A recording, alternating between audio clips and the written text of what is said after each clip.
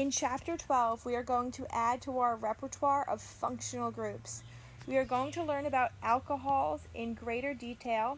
We are going to learn about thiols, which have a sulfur, so it's represented by an SH. We are going to learn about ethers, aldehydes, and ketones. So let's look at each of these functional groups. In alcohol, we've seen an alcohol is represented by an OH. When we have an OH group directly attached to a benzene ring, we have a phenol. A thiol contains an SH group. An ether contains an oxygen between two alkyl groups. So we are going to learn how to identify alcohols, phenols, and thiols, and some common names for ethers. All right, I'm not going to have you learn the IUPAC system for these functional groups. So these are different ways that we can represent the functional groups that I just introduced. You have your ball and stick model. In your ball and stick models, oxygen is going to be depicted by a red ball. Remember, carbons are the black balls and hydrogen's the white. Right? For a sulfur, that is going to be depicted in yellow. Also note that the yellow ball for sulfur is larger than the red ball for oxygen. Sulfur is in period 3, whereas oxygen and carbon can be found in period 2. From the condensed structural formula perspective, you can see that the OH group is attached directly to the carbon. In your line angle formula, you will show hydrogens attached to oxygens or sulfurs. So again, we do not show the hydrogens that are on carbons, but you will depict the hydrogens that are on heteroatoms. So a heteroatom is anything other than carbon. I am not going to have you name alcohols. However, I want you to be able to recognize an alcohol by the suffix OL. So common alcohols, we have methanol, so we change the ane to OL. Ethane, and then ethanol. You're dropping the E and replacing it with OL. So we're not going to have to name alcohols explicitly. You do need to realize that if you have an OH group, it is an alcohol. And you have to recognize if you're given a compound name and the suffix is OL, you have an alcohol. There are 1, 2, 3, 4, 5, 6 carbons here. The alcohol is the highest priority functional group. So it is going to define the name of the compound or the suffix of the compound, and we'll see that this is going to be 5-methyl hexanol. Sorry, hexane 2-ol, because the alcohol group is on carbon 2. Again, I just want you to be able to recognize an OH group as an alcohol, and that if you have a compound with the OL ending, that's also an alcohol.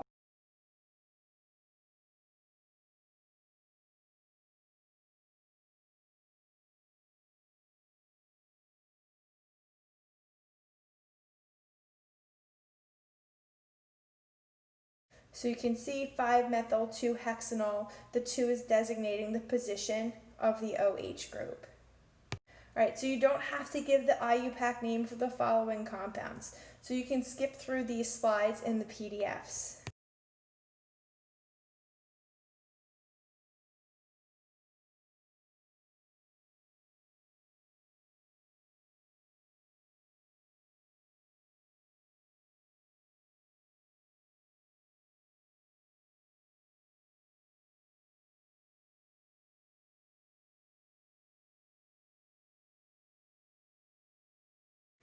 What I want you to realize is that alcohols are ubiquitous. They're all around us.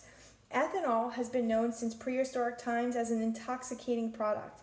It's formed by the fermentation of grains, sugars, and starches. So you can see the structure for ethanol here. We produce ethanol by reacting ethene and water at high temperatures and pressures for commercial use. Ethanol can also be used as a solvent for perfumes, varnishes, and some medicines, such as tincture of iodine. So what's really neat about ethanol is that it displays properties of a polar and a non-polar solvent. So this part of the molecule, the CH3CH2 group, is non-polar, and the OH group is polar. And this OH group can hydrogen bond. So you have both nonpolar and polar properties to ethanol, and as a result, it can be used as solvents in organic reactions. And the other reason why ethanol is used as a solvent is because it is somewhat volatile. The boiling point of ethanol is 70 degrees Celsius. The boiling point of water is 100 degrees Celsius. So ethanol can be removed more readily than water, and it can solubilize nonpolar molecules much better than water can. Here we have glycerol, which is a trihydroxy alcohol. We have 3 OH groups. It is a viscous liquid. It's a very thick liquid. We obtain glycerol from the hydrolysis of oils and fats during the production of soaps. It has 3 polar OH groups, and this accounts for its strong attraction to water molecules. Glycerol can be used as a skin softener in products such as skin lotions, cosmetics, shaving creams, and liquid soap. Ethylene glycol has 2 OH groups. Ethylene glycol is used as antifreeze in heating and cooling systems. It is also used as a solvent for paints, inks, and plastics.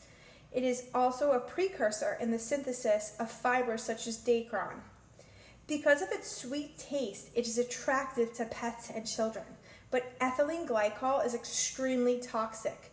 If ingested, it is oxidized to oxalic acid and forms insoluble salts in the kidney that cause renal damage and is therefore considered extremely toxic.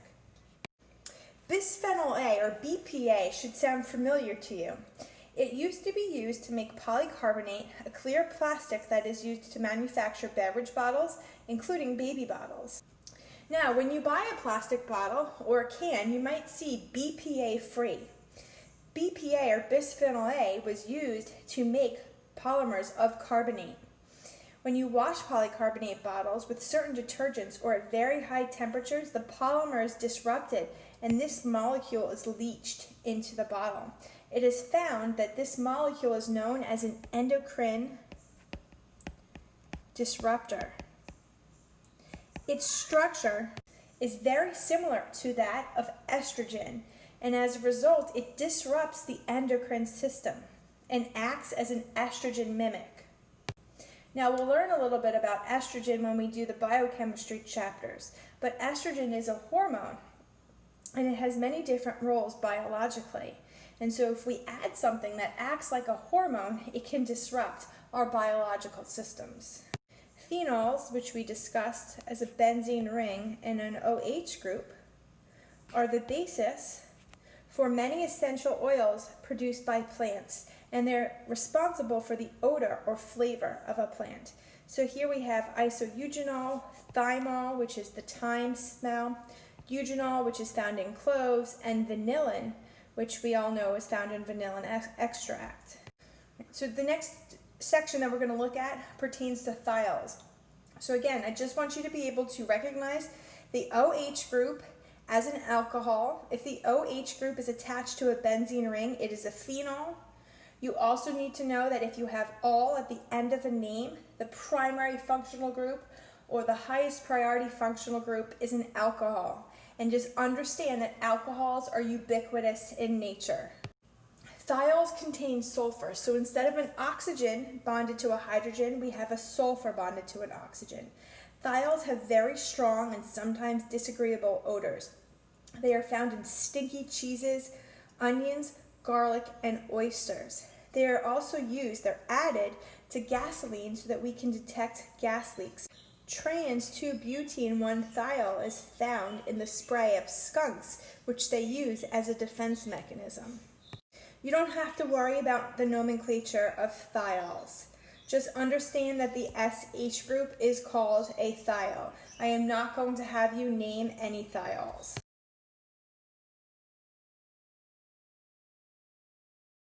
Now we are going to move on to ethers. Ethers contain an oxygen between two carbon groups.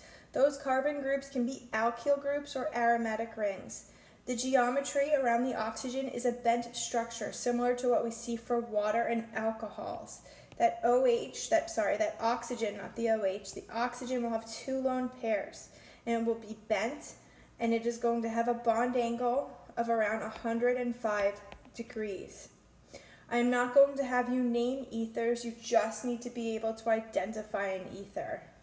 So again, you're not going to have to worry about the nomenclature of ethers. You need to be able to identify them so that if you have an oxygen in the middle of the chain, you should be able to identify it as an ether. Anesthesia is the loss of sensation and consciousness. A general anesthetic is a substance that will block signals to the awareness centers in the brain. It gives the patient a loss of memory, a loss of pain, and an artificial sleep. Ether was used in anesthetics for hundreds of years until the 1950s when a new group of anesthetics were developed. They retain the ether group. However, instead of having hydrogens, we have halogens present. Replacement of the hydrogen atoms on the carbons with halogens makes them less flammable and less volatile. So again, they're less volatile, they're less likely to evaporate, and they're also less flammable than the hydrocarbon-based ethers. So I'm not going to have you write the structures for the following, but what I do want you to realize is that, again, the OL group means that you have an alcohol. If you are given this structure, you need to be able to identify it as an ether, but you're not going to have to name it or assign an IUPAC name. In this next section, we're going to look at the properties of alcohols and how to characterize or classify different types of alcohols. We can classify alcohols as primary, secondary, or tertiary alcohols. And we're going to do this by looking at the carbon that's directly bonded to the hydroxyl group. The carbon that's bonded to the hydroxyl group is known as the alpha carbon. The alpha carbon, if it has one carbon group attached to it, it is a primary alcohol. If we look at the alpha carbon and there are two alkyl groups attached to it, we have a secondary alcohol. If we look at the alpha carbon and there are three alkyl groups attached to it, we have a tertiary alcohol. So let's classify each of the following as primary, secondary, or tertiary. So here's our alpha carbon. It's the one bearing the OH group. It has two carbon groups attached to it, so it's a secondary alcohol. For B, here's our alpha carbon. It has one carbon attached to it, so this would be a primary alcohol. For C, if we look at our alpha carbon here, there's 1, 2, 3 carbon groups attached to it, so this would be classified as a tertiary alcohol. So again, we can see secondary, primary, and tertiary. So you're going to look at that carbon bearing the OH group, or the alpha carbon.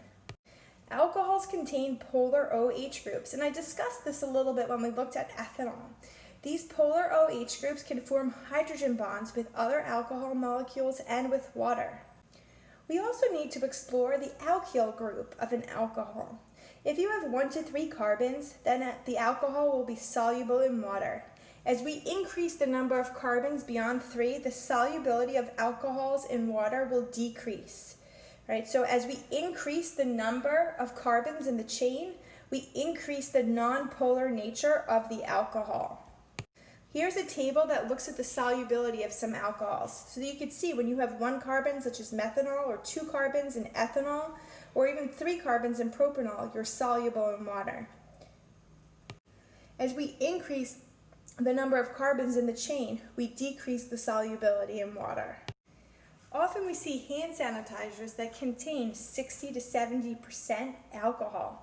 They contain alcohol as their primary active ingredient because they can be used to kill most bacteria and viruses.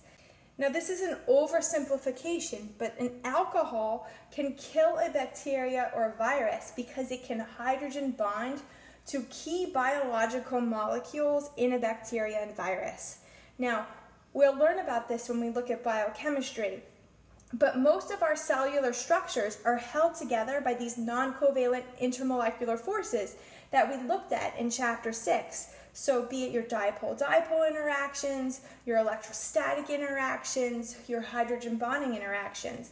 And the OH group of an alcohol can help disrupt native hydrogen bonding interactions in a bacteria and a virus that are required for bacteria and viruses to function properly. Phenols are slightly soluble in water. They have an OH group that can form hydrogen bonds with water. They can react with water to produce what is known as a phenoxide ion. And so phenols were once used as antiseptics, okay? Because again, when you form this negative charge, you can help disrupt bacterial activity. And so if we look here, I want you to see that this is an acid-base reaction. Here, the phenol is the acid and water is the base. Specifically, the phenol is the Bronsted acid. It donates a hydrogen to water, which is the Bronsted base. And then we form the conjugate base and the conjugate acid. Let's do a learning check. Let's figure out if the following is either soluble or insoluble in water and explain why we came to the answer that we did. So if we look at choice A, we have 1, 2, 3, 4, 5, 6 carbons in the chain. Right? We are going to be insoluble in water. That means we're not going to be able to dissolve. And the reason is that alkyl portion, the nonpolar portion, is too large so that the hydrogen bonding can't compensate for that, and so will remain insoluble in water. The second example only has 2 carbons. We have ethanol. Because we have a balance between this polar portion and the nonpolar portion, we are able to dissolve in water. You can have successful hydrogen bonding to solubilize the alcohol. So this concludes our discussion of alcohols, thiols, and ethers. What I want you to take home from this discussion is how to identify alcohols, ethers, and thiols. You have to know about the properties of alcohols, their solubility in water. I'd like you to think about the intermolecular attractions that take place in each of these molecules. So we discussed that alcohols can hydrogen bond. Ethers, on the other hand, let me just draw a simple ether. Okay. Here, this oxygen can accept a hydrogen bond. It can accept a hydrogen, but it cannot donate a hydrogen bond. There's no hydrogen available. Okay, so your ethers will have lower boiling points than your alcohols because they cannot both accept and donate hydrogen bonds. They can only accept a hydrogen bond. Again, I didn't discuss it explicitly, but these are the things that we should be able to extrapolate based upon the foundational concepts that we discussed in the intermolecular forces chapter, or chapter 6. You need to be able to classify an alcohol as primary, secondary, or tertiary. Again, you do not need to know any nomenclature for alcohols, thiols, or ethers. You just need to be able to identify them.